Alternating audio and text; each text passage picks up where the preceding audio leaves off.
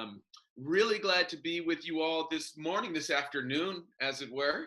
To get started, I'm going to get my PowerPoint together and stuff.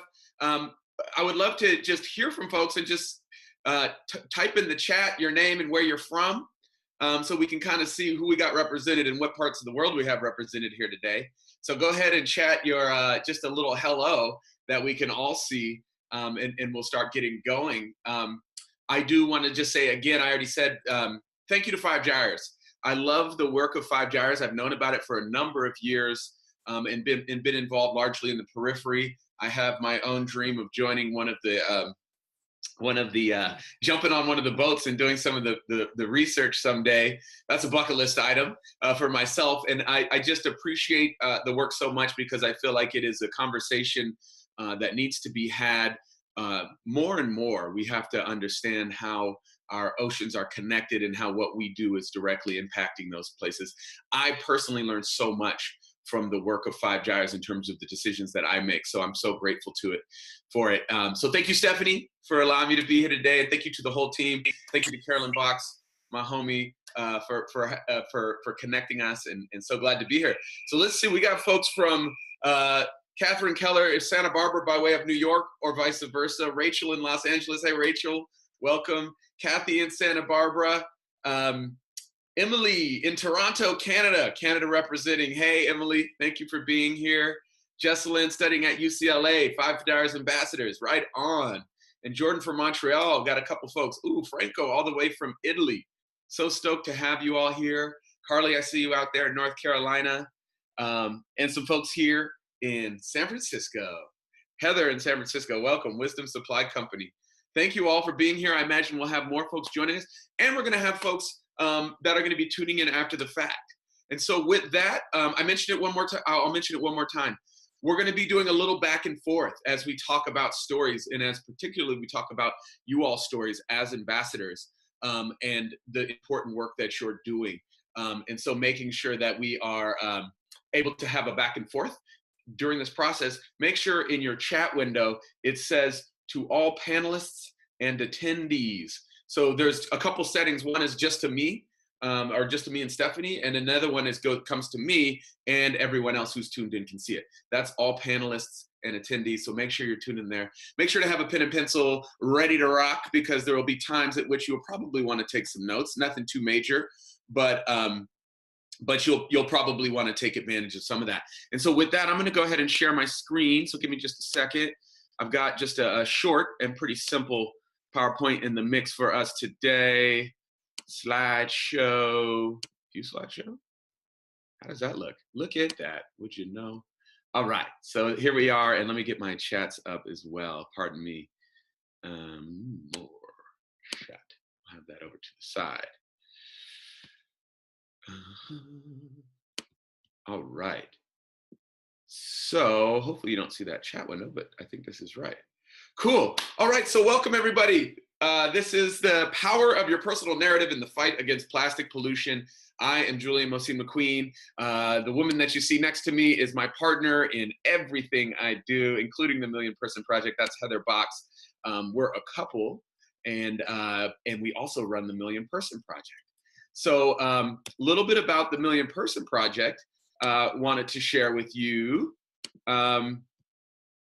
I said, hi, we're Heather and Julian, because I just wanted to make sure Heather was represented here. That's us in the background. We started the Million Person Project about 6 years ago, and we started it for a number of reasons. We both have a background in organizing. We've worked on youth issues, and both of us have worked at different organizations in the environmental space. One of the things that we saw over the years as we would travel the country and the world, we would go to conferences and various gatherings, and we get to meet folks from all over the world. And we'd go to drinks, or we would go get lunch with people, or we might get roomed with somebody from a different community. And in that time, we get to really know who folks were, and they would share their stories with us, and they would share their inspirations and their values and what moved them to do the work that they were doing in whatever community that might be. Whether it was somebody starting an urban garden in Brooklyn, or somebody in Uganda who's working to around reforestation efforts in their community. We'd really get to hear their inspiration behind that work. And that was so awesome and inspiring to us. But then at the same time, a lot of those same people would have the opportunity to speak at these at these conferences, and they might have a keynote or they would be on a panel. And all too often, we would see that personal part of their story and that part that we found so inspiring would just disappear. And we would be left with just the nuts and bolts of their project. We'd be left with the facts and figures of the problem at hand, and their personality and their story and their values would disappear. And so we saw that over and over again. At the same time, we had the good fortune to be trained in what we felt was a really powerful storytelling and narrative technique that's called the public narrative. And we're going to talk about that today in depth. And so that's kind of what we're here for. So we got trained in this technique. I found it really powerful for my work personally, as I was called on to talk about the work of Green for All, which I'll share more about. Heather had a similar experience, and we saw the power of when people came together around their work, but held room and made space for conversations about who they were and about what their inspiration and values were, that also created a stronger movement, and that created pathways to friendship and partnership and collaboration. It was through the stories that people started to really find their path to connection. And so with those things, seeing people not show up in the ways that we thought they could, and then also getting to see the power of personal story for our own work and for the people that we were working with, that's why we started the Million Person Project. So we've been around for 6 years. Our mission is we're a global project about love, storytelling, and connecting change makers. We do storytelling workshops and one-on-one coaching all over the world. To date, a few of the numbers you can see here, we've trained 1,500 storytellers from 67 different countries and counting. We're so grateful for all the people that we've gotten to work with. And I have a background in the environment. As Stephanie mentioned, I worked at Green for All for years. One of my major mentors is the founder of that organization named Van Jones, who I think is one of the most profound and effective public speakers in the world, to be completely honest. I really feel that. So you can look up his stuff on YouTube for sure, and he's very good. So one of my close mentor. Heather is mentored by an entrepreneurial coach named Ra Goddess, who's a really powerful coach in her own right, and is really helped us get the Million Person Project off the ground. And also want to mention Marshall Gantz. I mentioned the public narrative as this technique that we'll be getting into today. Marshall Gantz codified that technique. He has a long history in civil rights, working with Dolores Huerta and Cesar Chavez and the farm workers. Prior to that, he worked with the Student Nonviolent Coordinating Committee, also known as SNCC, which were a cornerstone of the civil rights movement, led a lot of the sit-ins, and were participating in all of that. So he's a real awesome dude. Check him out. Check out the public narrative. So let me get into today's webinar. If I can get this thing to change. Why don't you want to change? There we go. Nope, come back. Today's webinar. All right, so what we're going to do today, we're going to do an overview of the public narrative. This is that specific technique.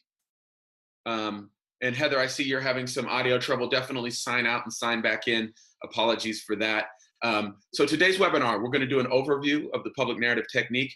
I'm going to provide an example of that technique. So before we even get into it, I'm going to share my story, and I'll say more about that in a little bit.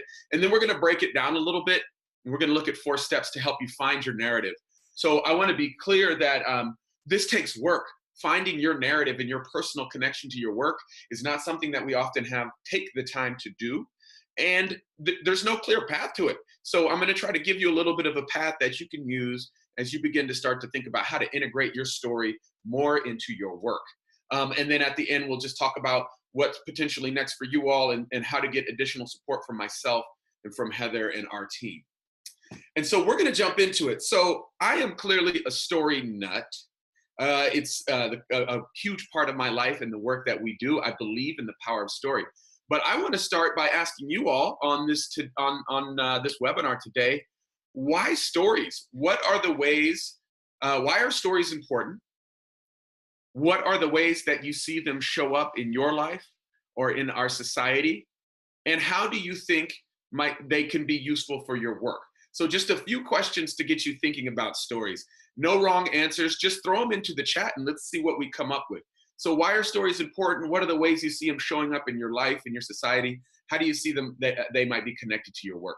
And please chime in, anybody and everybody, and we'll pause here to let folks do that, and then we'll get into it. I've got my clean canteen here with my water. Don't worry, Carolyn. Cool. So Jesselyn says it's a way to learn about and connect to other people. Really great. Stories are a really great way to learn, and they're a great way to connect. And I will come back to that. That is the core element of our technique, is about, if you want to move people to action, if you want them to join your campaign, if you want them to be a part of the change you're trying to create, you got to connect with them first.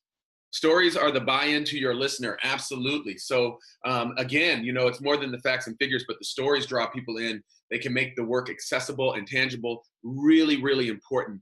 You look at an issue like plastic pollution and pollution in general, you look at so many of the issues of our environment, they're all connected. They're incredibly complex. So how can you use story to simplify that for people? How can you use stories to connect that to their everyday lives and say, yes, it's this giant issue, but here's how it connects to me, and here's how it might connect to you, right? So that's really good. Emily says, for me, I think making the issue personal makes it easier for people to want to listen and understand. Absolutely. Stories draw people into to your experience and to their experience, and make it personal. Assuming you're telling a story that's personal to you. So, right, there are these overarching stories we can tell, but today we're thinking about what's the power of your story. You all are all over the world, and I think the beauty of the ambassador program is that it's got this global reach, but you all have your spheres of influence within your community, within your schools potentially, but certainly within your family, all of those things, whatever the universe of your community is, you have that direct sphere of influence. Your story is going to resonate with those people more than any other story, right? Your story and how it connects to your community is what's really going to resonate with folks. So I appreciate highlighting that, Emily. And then we have providing an emotional connection that might make others mobilize for action. Beautiful, Natalie. Thank you for sharing that. Absolutely right. I'm so glad you said that word, emotional. Part of the power of stories is that emotional connection to it. We actually reference the work of a gentleman named Yuri. Well, I wish that his name didn't just leave me. He works at Princeton. He's a researcher. Yuri Hansen. And what his research showed was that when somebody was standing on stage, they put electrodes on their brain. They put them on the brain of the audience. Everybody's connected up, right? And when the person on stage was telling a story that was emotionally resonant for them, it actually lit up the exact same parts of the brain in the audience. So they were having the same experience. Now, if that's not connection, I don't know what is. But it's all predicated on, are you emotionally connected to your message? And so today we're going to be talking about that as well. So this is all great. I'm going to move on. I appreciate your insights there. So I just pulled up a few of the reasons that you all have already said much of this. But why stories? Stories are the oldest and most fundamental way we learn. I put in the background here this picture of folks around the fire. I always like to think and recognize, back in the day when we were, coming out of the caves, or maybe still chilling out in the caves. When humans were safe and when they were warm and when they were fed, the first thing they did after that was they sat around and they told stories. And I think of, the young boy or girl asking their folks, hey, how did you get away from that saber-toothed tiger? How did you get to safety? Well, son, let me tell you a story. It goes like this, right? So that's how we started using stories all the way back then, and that's still how we use them today. This was mentioned, create deep connection between the storyteller and the audience. Telling a good story, telling a story that you're emotionally connected to will allow you to connect to your audience. It's a powerful way to cultivate empathy. Empathy is really important in the work that you all are doing and that we're all doing. Helping people to see the connection. Somebody who doesn't live next to a beach, who isn't exposed to plastic pollution, who hasn't been out in the ocean and seen it. How can we connect with them and help them find a path to understanding and being empathetic to our whole system, to our oceans, to the animals there, being empathetic to people who are living in communities that are inundated with plastic pollution, even though they contribute very little. How can we cultivate that empathy? Stories are a powerful way to do that. And somebody also mentioned this, informing, inspiring, and ultimately moving people to action. That's what we're trying to do through story. And often, too often, and this is what our technique, I think, adjusts for, or I'm not saying the right word, but this is our technique kind of is a good workaround for this. Too often when we are trying to move people to action, we get straight to that part. We just get to the, hey, there's a huge problem and I need you to do something about it. But we're not cultivating the empathy. We're not creating the connection. So we want to create that connection and cultivate that empathy before we try to move people to action. And that's what we're going to be doing today. Also really important, and this is one of the reasons I'm going to share my story. When you're asking folks to join you and to be a part of your work, you're a leader. You're a leader. You all have already self-identified as leaders by being a part of the ambassador program, by standing up and saying, you know what, I want to be a part of the solution around plastic pollution. I'm going to make some asks of myself and my community. I'm going to say, hey, we need to change our ways, right? That is being a leader. So you all are already self-identified as leaders.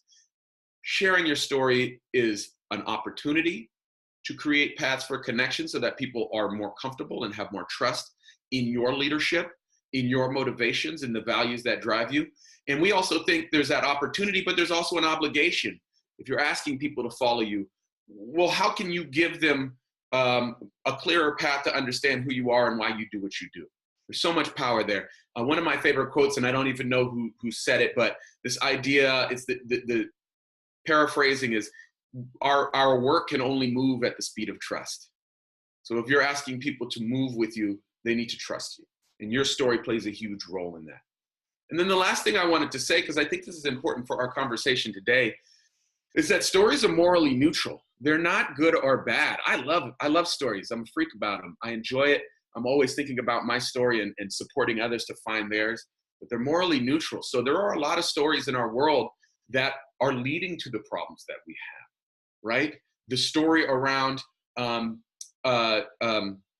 constantly buying new products, the stories that are telling us about consumption, that we always got to have the new thing. Throw your phone out, it's 2 years old, get a new one, right? These are stories that are being told, hey, it's time. It's time for you to get this new gadget, right? Or everything needs to be wrapped individually for it to be clean and ready for you, whatever it might be. Those are stories.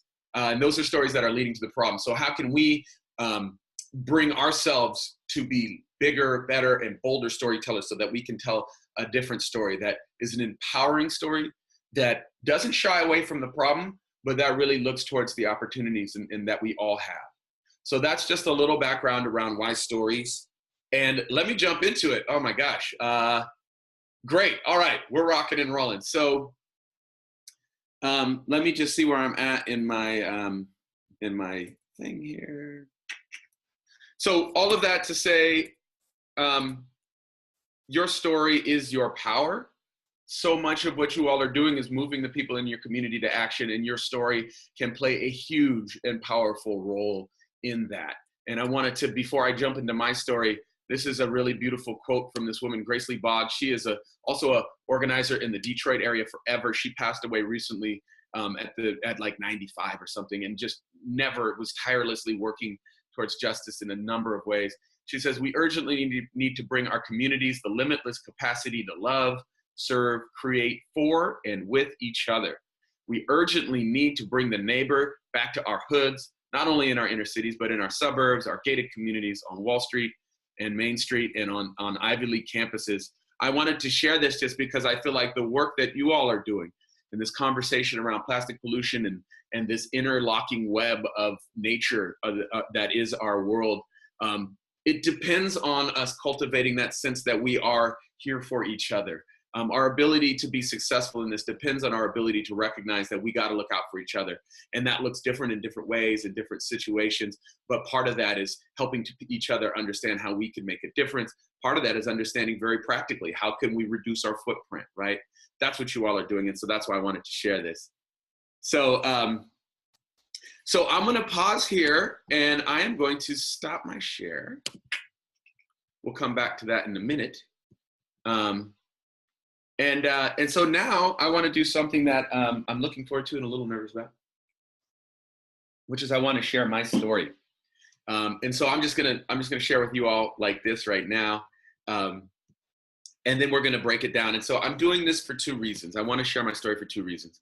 And I've already mentioned them. One is that I've asked for your time today in partnership with Five Gyres. I said, hey, let's talk story together. And so I'm asking you to follow my lead for this hour. And so I want to be, I want to share my story for that reason. Because as I said, I think it's important, and I have an obligation to help you to understand why I care about this. So that's one reason. The other reason, and our most important reason for today probably, is to give you an example of the technique we're going to learn. And so what I'm going to do is share my story using that technique, and we'll break down the technique together overall, and then we'll break it down into some pieces that you can use for your story. So with that, I'm going to start my story. So my story starts in Oakland, California. I was born in Oakland in the early 80s. My folks met there. I have an older brother and a younger brother, and started out in West Oakland. West Oakland is a great community in Oakland. I live in San Francisco now, but we'll get to that. But West Oakland is a beautiful community, part of Oakland, a working class African-American community. And that's where I started. But in the early 80s, Oakland was experiencing a lot of problems that were being experienced by a lot of cities throughout the United States. One of those problems was that a lot of industries started to leave. And so a lot of the factories that had supported that working class community started to close and move overseas into different places. And so people were losing their jobs and losing their ability to make a good wage. So that was an important factor, and one that was challenging for the city of Oakland. The other thing that was happening in that time was that crack cocaine started to make its way into the community. And that was a hugely destabilizing force in Oakland. It was tearing families apart. And so in the early 80s, my mom and dad, and especially my dad, were looking at this, and they were trying to figure out what to do with their family. And my dad made the choice that, along with my mom, that he felt like it was going to be too challenging to try to raise three young boys in what was becoming an increasingly unstable situation. And so when I was about 4 years old, he moved us out of Oakland and up north into a place called Humboldt County, into a little town called Ferndale. And it's about 4.5 hours north of Oakland, but in a lot of ways, it's about as far away from West Oakland as you can get in the lower 48 states. It is a really small community. There was more cows than people in Ferndale. It's about 1,000 people, and many, many more cows. It's beautiful. It's surrounded. It is nature. It's the home of the giant redwoods.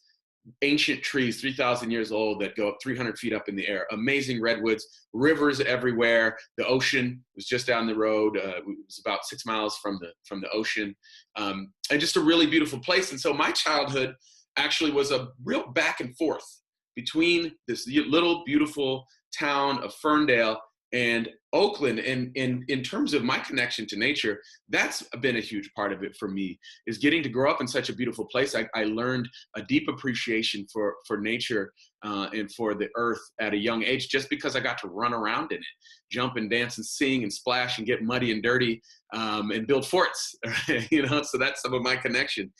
And my childhood, a lot of it was really wonderful because of that exchange. And one of our favorite things that we got to do, and as a kid, was our family from Oakland would come visit us, and particularly my cousins Bert and Nayland. They were right in between me and my brothers in terms of age, and they would come up to Humboldt County and to Ferndale, and we get to take them camping for the first time, and they'd never seen the stars at night without light pollution because they were from the city. And so they would look up and see all the stars without light pollution, and it just blew their mind.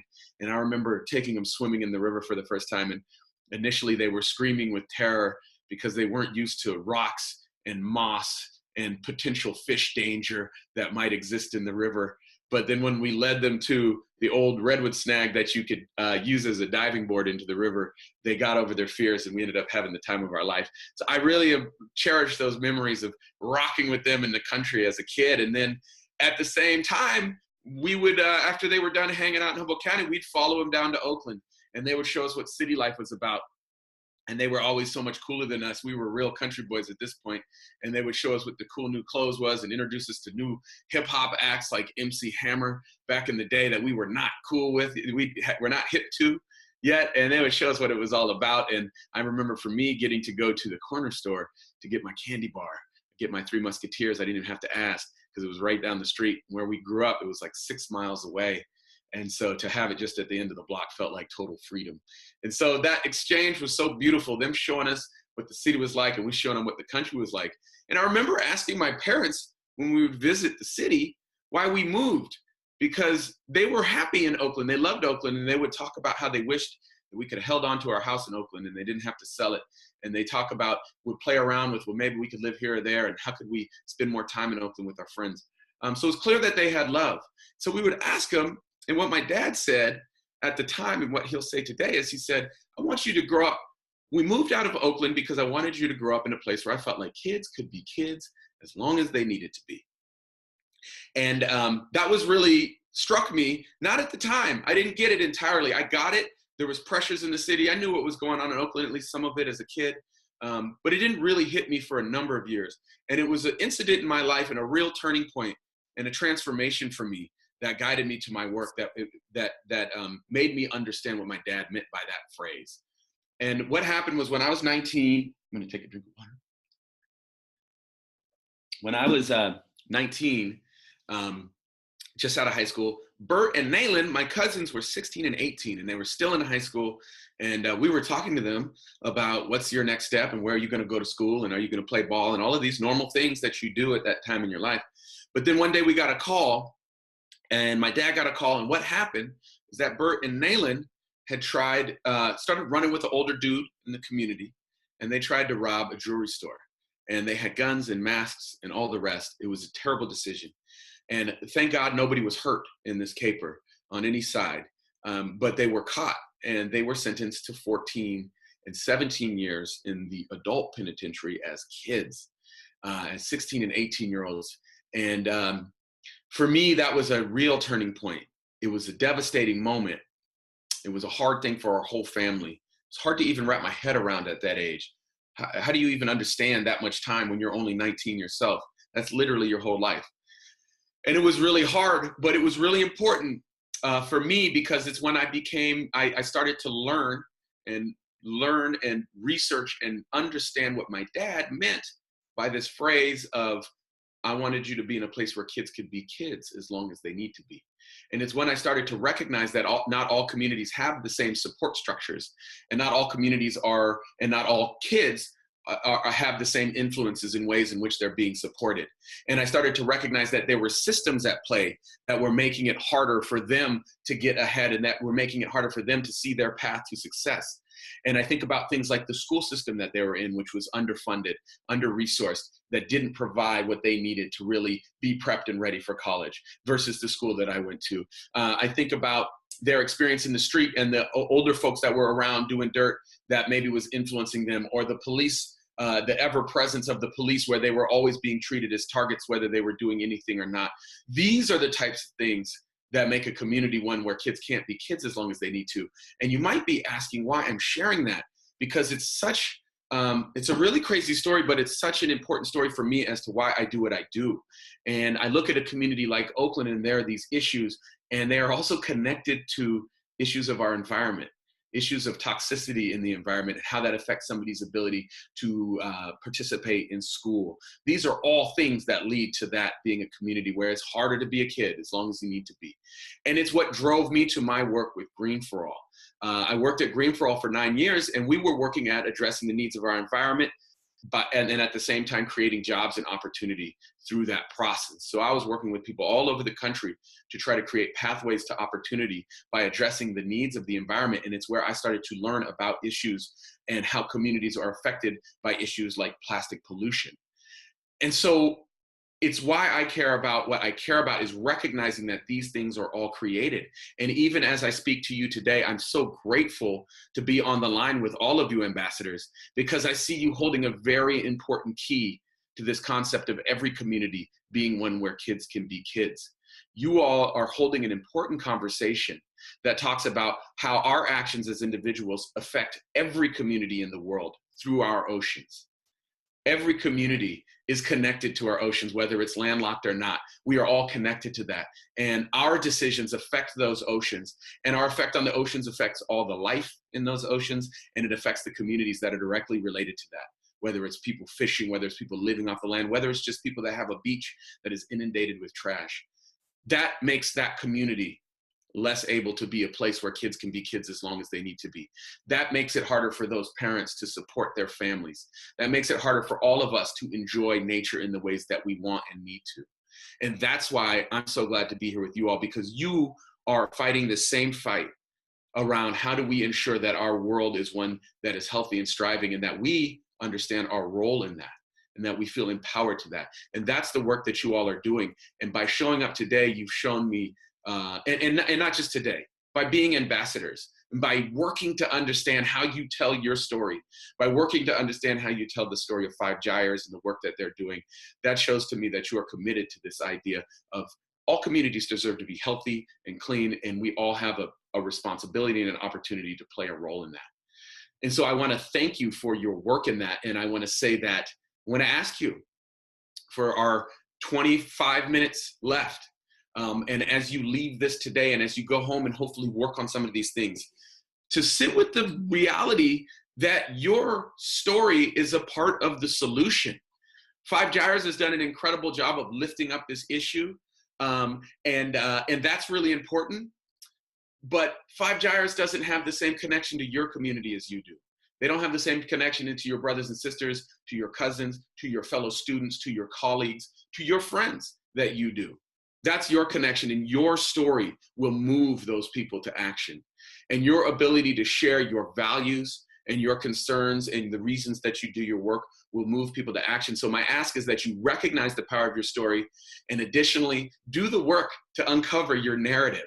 Do the work to understand the values that drive you, so that you can be the most powerful communicator you can be. Because the state of our world is such that we all have to be standing up and being louder and clearer and more committed to this work. And it's just the world that we're in, and the numbers around plastic pollution are staggering, and it's connected to all of these other systems. And so we have to be standing up. And I believe that if we are able to stand up, and that if we're able to tap into our deep truth, tap into our values, and have the courage and ability to stand up and share those with our community, that we can grow the work that we're all doing, and that together we can do the work over the many years to come that will ensure that ultimately every community is one that is clean and healthy. Every family is supported, and our world and every community in it, whether it's from Oakland to Ferndale to Asheville, North Carolina, or to Turin, Italy, is one where kids can be kids as long as they need to be. And so thank you for allowing me to share my story. And I'll stop there and grab a drink of water.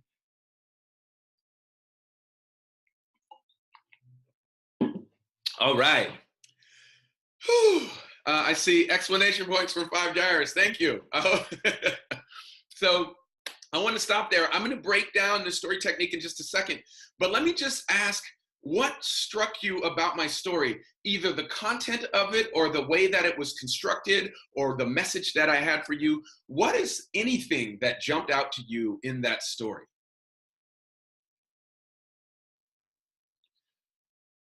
And I'll just pause here for a second to allow folks to chime in, and then we're going to jump into the breakdown.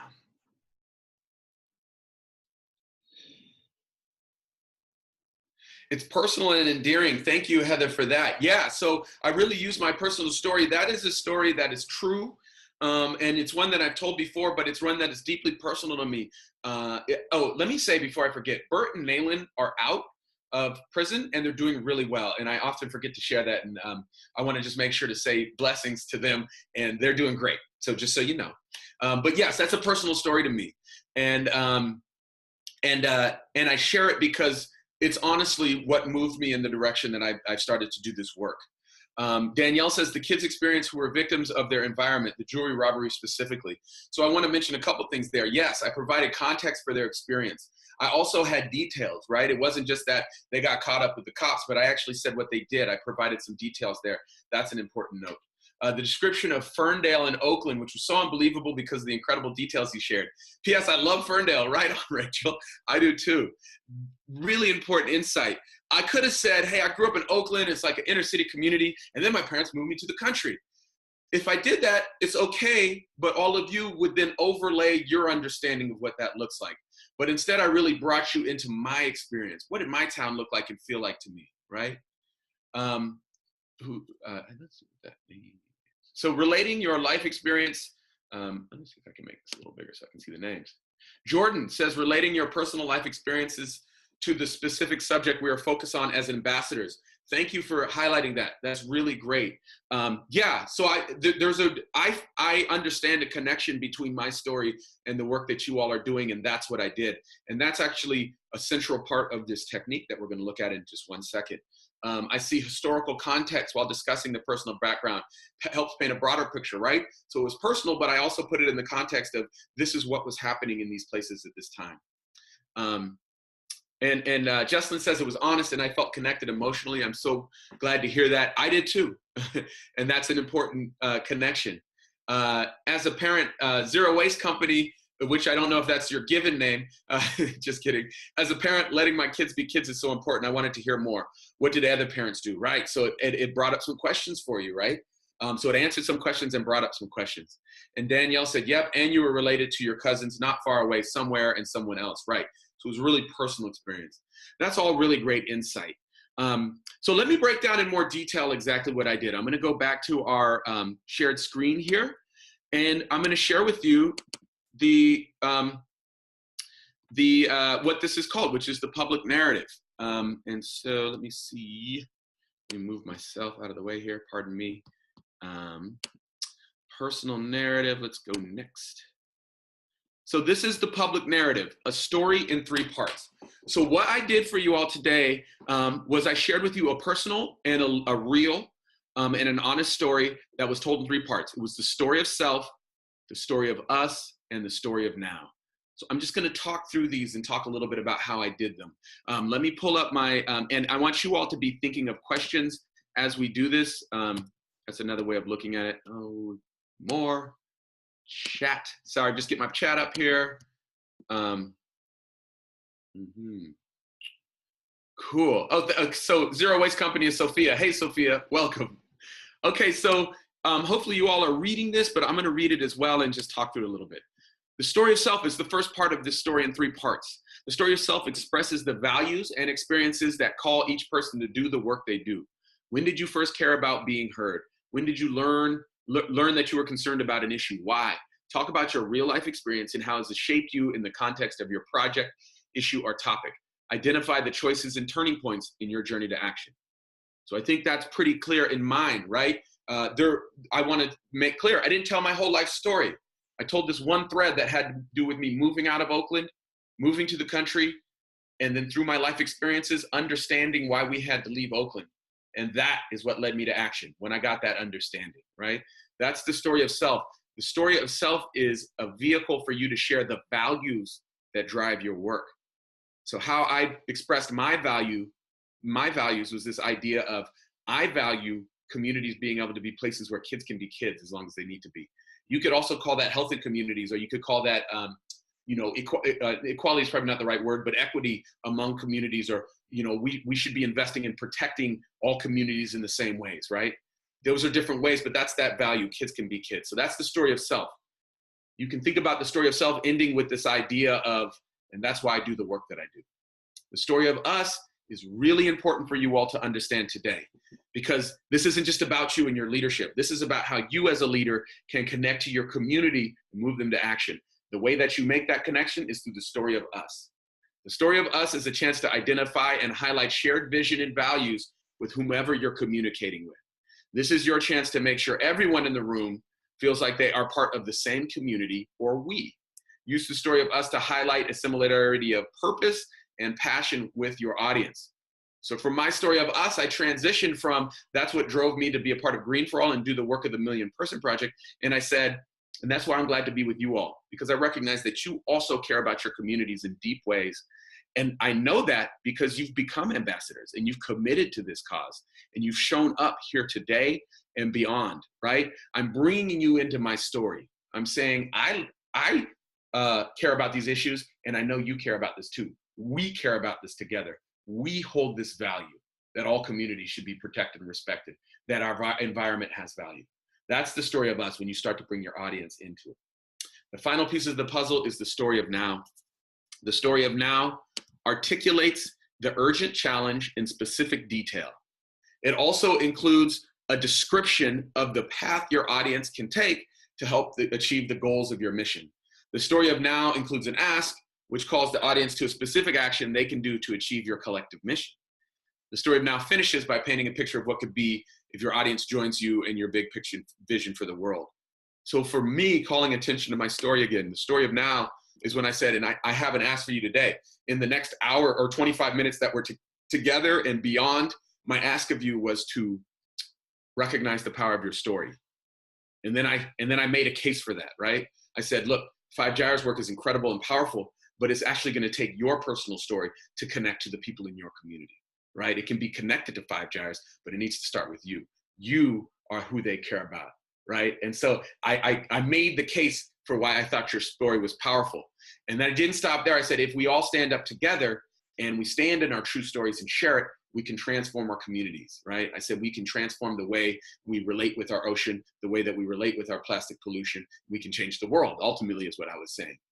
That's the story of now. It's not just an ask, which is important. It is your ask, right? This is when you'd say, I know that there are some of you, and maybe all of you, are thinking about the foam-free campaign, which is just like, it's so incredibly important. I live in San Francisco, and we don't see a ton of styrofoam in restaurants here, but it's still here. And there are whole communities that the modus operandi for restaurants is using styrofoam, right, and related products. There's a huge conversation that needs to happen there. We have to stop that.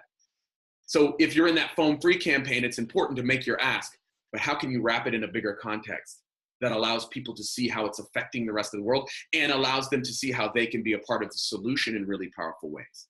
So that's the story of now. I'm going to flip to the next slide, and I'm going to ask for questions about this. And the next slide is basically this slide, but broken down into bullets. So I'll leave that up and invite you all to look at that in the bullet point form. And I also just want to ask for questions here. And then the next step we're going to do in the last 15 minutes we have, we'll use about 10 minutes to walk through 4 steps that can help you get started on this path.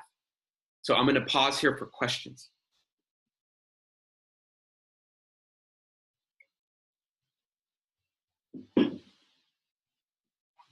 And I'll just say this. I think Stephanie, you and I talked about this, but I'll work with Stephanie to make sure that you all can get this PowerPoint so that, take notes now, but definitely we can come back to these bullets and think about them and think about how to integrate your story. So are there any questions, or am I just that clear? You can keep seeing them. I'll keep an eye on them. I will start moving into the steps that we're going to take just for the sake of time. And I'm just making sure I got my stuff together here. I'm very clear. Thank you. Okay, so up next, I'm going to talk through just 4 ways that you can start to craft a narrative like what I shared for yourself. So we'll get into that. Okay, so I see a question here. Let me pause and then we'll jump into it. What media do you use in your presentations? Your story was very effective verbally. Do you also ever use PowerPoint or other media? Really great question, and I'm going to expand that out to you all. This is a narrative technique. A narrative is a story, right? And that can be expressed in a lot of different ways. So I've used my story and other stories that I share, public speaking, use them through video, use them in writing. You can even use it in social media. You can tell stories through pictures, right? So this technique is to help you to identify your narrative. What is your path to actions? What are the values that guide you? How are they connected to your audience? And what do you want them to do?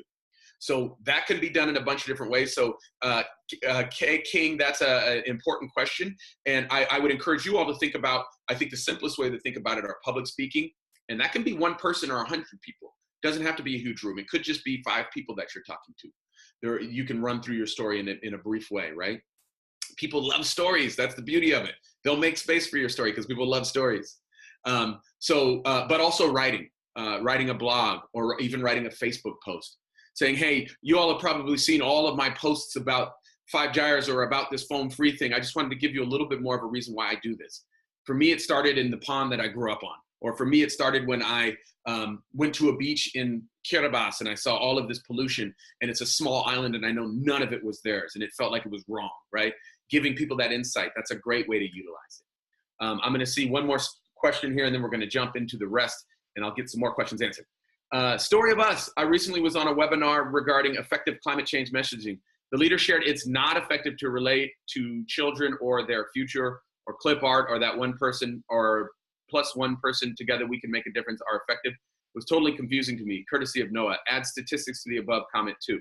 So yeah, I'm not sure what they were sharing. What I would say is that your story, if it's true, and if you're sharing real, if you're sharing your real story, that will connect. But what's important is the story of us piece. It's not about, I think what they're saying is like the big, grand, long picture maybe isn't entirely effective. This should be about understanding your audience, and we'll talk more about that, and thinking about it and reflecting on what are real connections to them. And so I would love to see what you were seeing, because I'm not entirely sure what that is. Sure, you know, clip art is maybe not the best idea. I don't know. But I think personalizing your story and then understanding how do you make that connection to the story of us. Who's your audience, and what are the values that you might share? Making that values connection, I would argue, is really important. And I think maybe what they're saying is if we go too broad, it doesn't connect. And I would agree with that. The personal is the universal. The more personal you can make it, and this can seem a little, you know, like this, the word is escaping me, but it can seem kind of like opposite day. But the more personal you can make it, the more universal it actually comes across.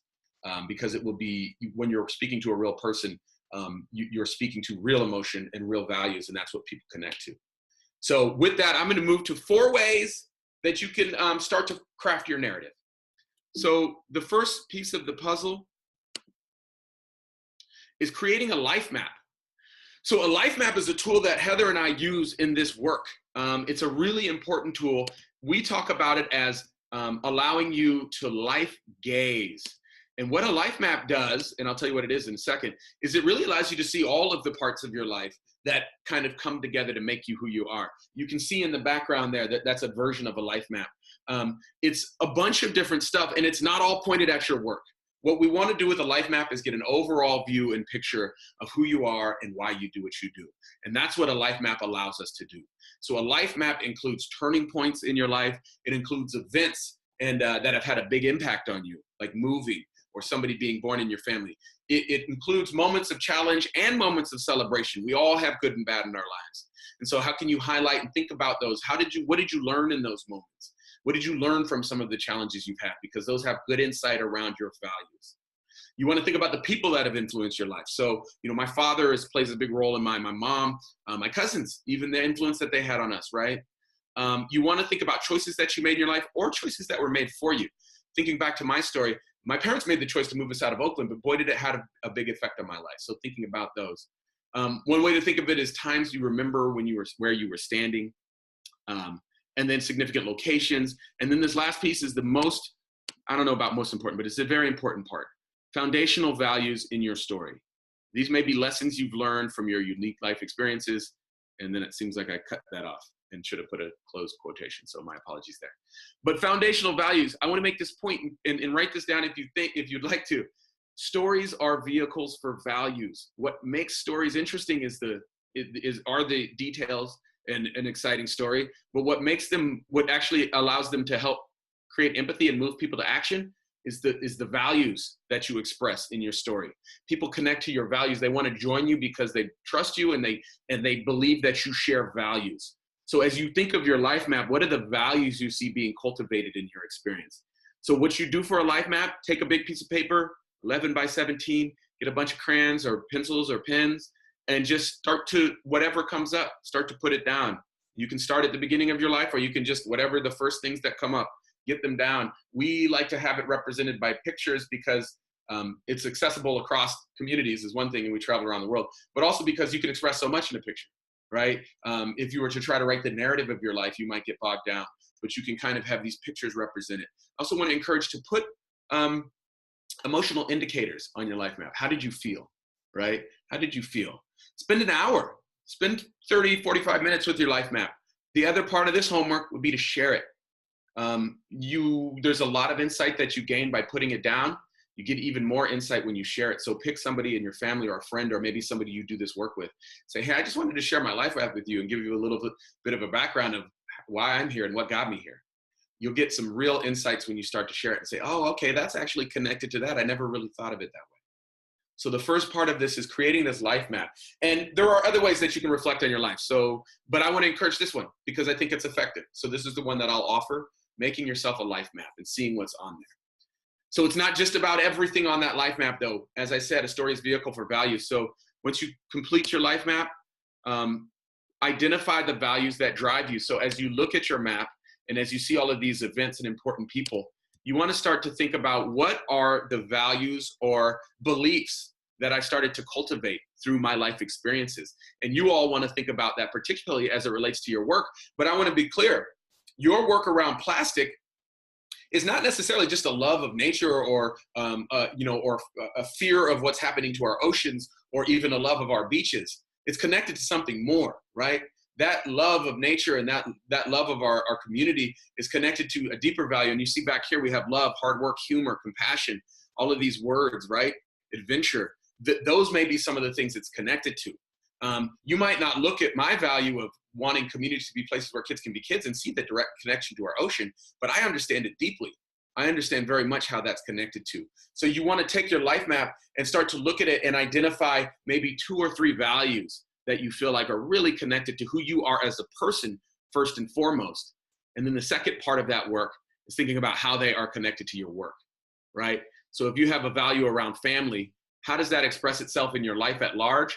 But then also, how is that love of family connected to your work around plastic pollution? So you want to start to think about your values. And as you think about your values, what are some stories that could provide insight into how that value got shaped? What are some stories that can provide insight into how that value got shaped? That's one. And the second part of that is, what is a story that can show how that value is expressed in your work with plastic pollution? So we're creating a narrative story here, right? This is how I came to care about this, and this is why it's connected to the work that I do. That's our story of self. And it's based on your values. It's not just a good story, but it's the ability of you to tell a story that highlights the values that move you to action. And I will bring it back to, and because once we identify that value, then that's how we connect to our audience, to the story of us. I also know that you care about all communities, right? And I know that because. So that's important. The third piece, moving along here, and obviously this is a lot, but I have some more resources at the end that can help you dig into this a little bit. This is really great, and it's really important for today. So not every story is going to be great for every audience, and so you want to really understand who your audience is. And as I said earlier, we're coming up on the end. Okay, I gotta hurry up. The personal is the universal, and knowing who your audience is a huge part of that. So think of one person you want to talk to in your life. Or it could be an archetype, but it's even better if it's a person, right? Actually, I want to talk to, this kid that goes to my school that is always giving me a hard time about what I'm doing, or this kid that doesn't, that cares but doesn't do anything, whatever. Think of one person. Who is that person? What do you know about them? What are their interests and values and their concerns?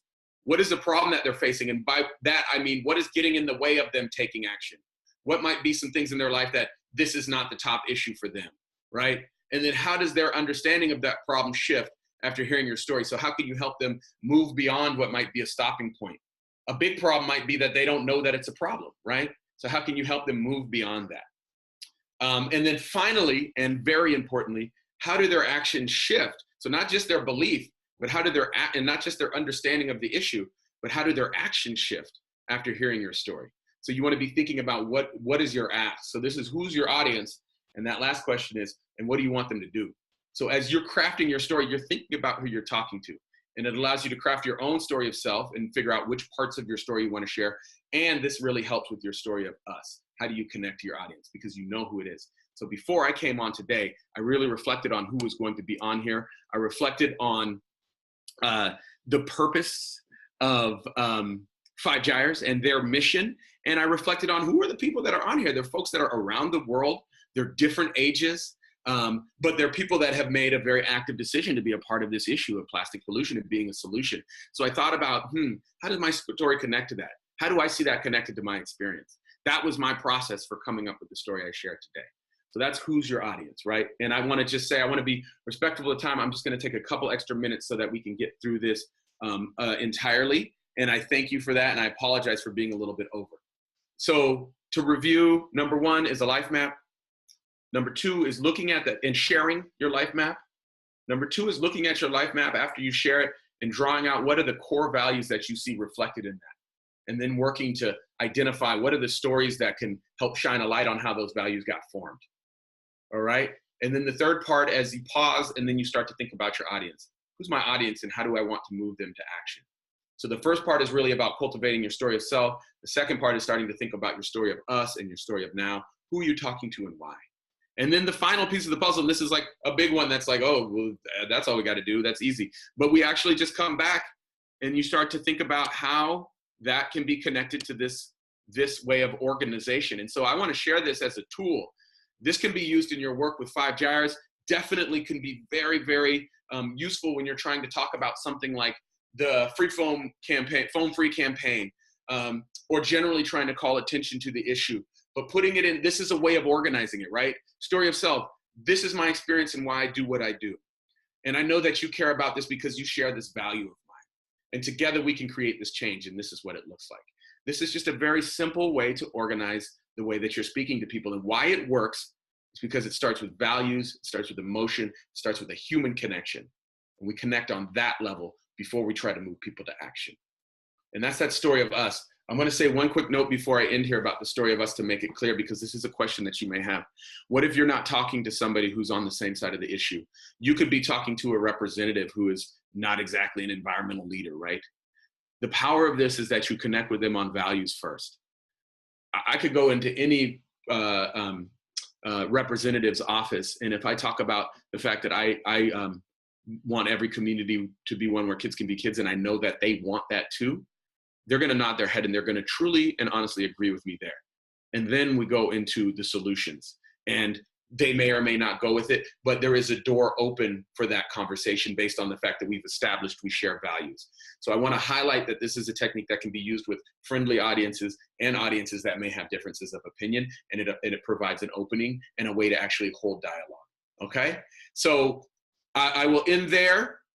Those are our 4 ways, and I want to share this next. This is another a quote that inspires us, and then we'll get to some of the resources that we have. This is Ben Okri. He is a Nigerian author and poet. He also passed away recently, but he said, people are as healthy and confident as the stories they tell themselves. Sick storytellers can make nations sick. Without stories, we would go mad. Life would lose its orientations.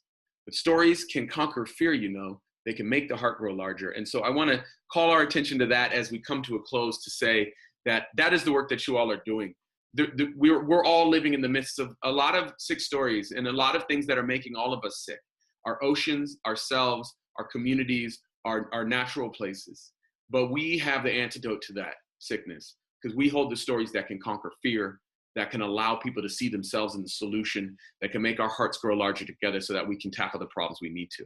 So I want to leave you with that. And the last slide here is just to say thank you so much for allowing me to be here with you today. It really means a lot. I respect the work of 5 Gyres, and you all are 5 Gyres, right? You're the ambassadors, and so I respect your work. I respect that you've made a choice to use some of your precious time on earth around this issue to show up for yourself and your community, to be a spokesperson, to be somebody who is pushing the dialogue. It means so much. I want to support you all. My name is Julian. I am the Million Person Project along with Heather. This is my email. Feel free to email me. Another great way for support is on Facebook. Search Stories Are Power. It's a Facebook group. It's closed, so you have to ask to be added. When you are added, we have a 5-day boot camp that we did that breaks out what we did in this short hour over the course of 5 days. It's really great. It's videos that are about 10, 15 minutes long and worksheets to go with every single video. So join Stories Are Power and check out that boot camp. It's under the videos and under the documents. And then finally, if you're in the Bay, I know a couple here in the Bay, October 30th, we have an in-person workshop in the evening. It's about 2.5 hours. It's free. You can find that at that web address. And I will stop there and kick it back over to Stephanie to close. Thank you all so much. Thank you so much, Julian. You're so cool. Thank you. Y'all are so cool. Thank you so much. And again, for anyone that missed out or missed part of it, we'll have this recorded and you'll be able to watch it later. If you have any questions for Julian, feel free to send them my way and I can shoot you his information. You also have his email just right there. Yeah, and I'll make sure you get this webinar too. Yeah. Great. Thank you so much. You're so welcome. Thank you, Stephanie. Thank you, 5 Gyres, and thank you all of you ambassadors for all your awesome work. Bye. All right, peace.